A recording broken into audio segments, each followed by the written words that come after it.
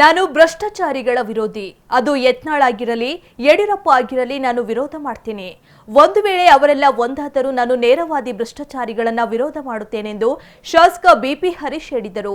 ಸುದ್ದಿಗೋಷ್ಠಿಯಲ್ಲಿ ಮಾತನಾಡಿದವರು, ನಾವು ದೆಹಲಿಗೆ ಹೋಗಿದ್ದು ವರಿಷ್ಠರನ್ನ ಭೇಟಿ ಮಾಡೋಕೆ ಅಲ್ಲ, ವಕ್ಫ್ ಆಸ್ತಿ ವಿಚಾರವಾಗಿ ಜರ್ದಾಂಬಿಕಾ ಪಾಲ್ ಅವರನ್ನ ಭೇಟಿ ಮಾಡಲು ಎಂದರು. ಇನ್ನು ಯತ್ನಾಳ್ ಬಣದ ಹೋರಾಟದಿಂದ ನಾವು ನೀಡಿದ ಸಾಕ್ಷಿಗಳನ್ನ ಸಂಸತ್ನಲ್ಲಿ ಮಂಡಿಸಲು ಮುಖ್ಯವಾಗಿ ಪರಿಗಣನೆ ತೆಗೆದುಕೊಂಡಿದ್ದು ಸಂತೋಷ ಉಂಟು ಮಾಡಿದೆ ಎಂದರು. ರೇಣುಕಾಚಾರ್ಯ ಅವರ ಬಗ್ಗೆ ನಾನು ಯಾವುದೇ ಪ್ರತಿಕ್ರಿಯೆ ನೀಡಲ್ಲ ಎಂದರು. ಸರ್ ಮ್ಯಾಚ್ ಫಿಕ್ಸಿಂಗ್ ಮಾಡಿದರೆ ಯತ್ನಾಳು ಹಾಳಾಗಿ ಹೋಗಲಿ, ಯಡಿಯೂರಪ್ಪನ ಹಾಳಾಗಿ ಹೋಗಲಿ, ನನಗೇನು ಯತ್ನಾಳು ಹಿಂದಿರ್ತಕ್ಕಂಥವನಲ್ಲ. ನಾನು ಯತ್ನಾಳ್ ಬಿಜಾಪುರ, ನಾನು ದಾವಣಗೆರೆಯಲ್ಲಿ ನಡೆದಿರೋ ಲೋಕಸಭಾ ಚುನಾವಣೆಯಲ್ಲಿ ಯಡಿಯೂರಪ್ಪನವ್ರು ಮಂಥನ ಮಾಡಿರ್ತಕ್ಕಂಥ ಅನ್ಯಾಯದ ವಿರುದ್ಧ ಪ್ರತಿಭಟಿಸ್ತಕ್ಕಂಥವ್ನು ನಾನು ಯತ್ನಾಳಾಗಲಿ ರಮೇಶ್ ಜಾರಕಿಹೊಳಿ ಅವರಾಗಲಿ ಅವರಿಂದ ಪ್ರಭಾವಿತನಾದಂಥವನಲ್ಲ.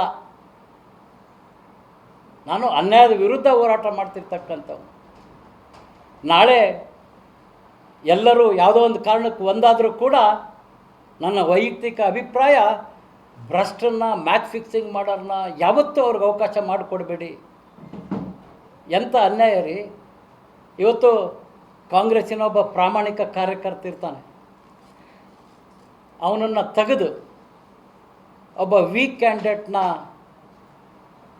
ಕಾಂಗ್ರೆಸ್ ನಾಯಕರು ಹಾಕ್ತಾರೆ ಅಂದರೆ ಕಾಂಗ್ರೆಸ್ಸಿಗೆ ದ್ರೋಹ ಮಾಡ್ದಂಗಲ್ವಾ? ಅದೇ ರೀತಿ ಕಾಂಗ್ರೆಸ್ಸಿನ ವಿರುದ್ಧ ವೀಕ್ ಅಭ್ಯರ್ಥಿಗಳನ್ನು BJPಯವರು ನಿಲ್ಲಿಸ್ತಾರೆ ಅಂದರೆ BJP ಪ್ರಾಮಾಣಿಕರಿಗೆ ಅನ್ಯಾಯ ಮಾಡ್ದಂಗಲ್ವಾ? ಇದನ್ನು ಯಡಿಯೂರಪ್ಪರು ಮಾಡಿರಲಿ, ಯತ್ನಾಳ್ ಮಾಡಿರಲಿ, ಸತ್ಯ ಆದರೆ ಎಲ್ಲರನ್ನೂ ಕೂಡ ಖಂಡಿಸ್ತಕ್ಕಂಥದ್ದು ನನ್ನ ವೈಯಕ್ತಿಕ ಅಭಿಪ್ರಾಯ. ಸಮಾವೇಶ ಮಾಡ್ತಕ್ಕಂಥದ್ದು ಅರ್ಥ ಇಲ್ಲ.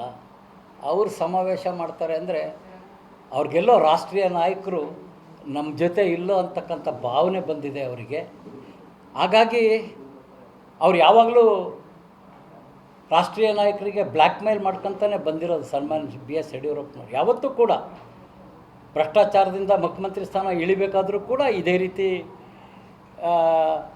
ಮಠಮಾನ್ಯಗಳ ಜನರನ್ನು ಸೇರಿಸೋದು, ಎಲ್ಲರನ್ನೂ ಸೇರಿಸೋದು, ಇವ್ರಿಗೆ ಇದು ಹಳೆಯ ಆಟ.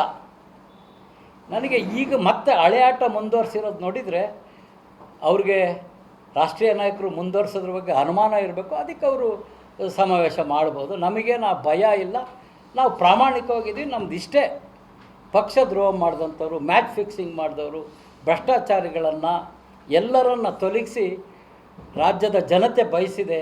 ಮುಂದಿನ ದಿನದಲ್ಲಿ ಕರ್ನಾಟಕ ರಾಜ್ಯಕ್ಕೆ ಭವಿಷ್ಯ ಇದೆ, ಒಳ್ಳೆ ನಾಯಕರು ಬೇಕು ಅಂತಕ್ಕಂಥ ಜನರ ಆಸೆ ಇದೆ. ಆ ರೀತಿ ನಡೆದುಕೊಳ್ತಾರೆ ನಮ್ಮ ರಾಷ್ಟ್ರೀಯ ನಾಯಕರು ಅಂತಕ್ಕಂಥ ವಿಶ್ವಾಸ ಇದೆ.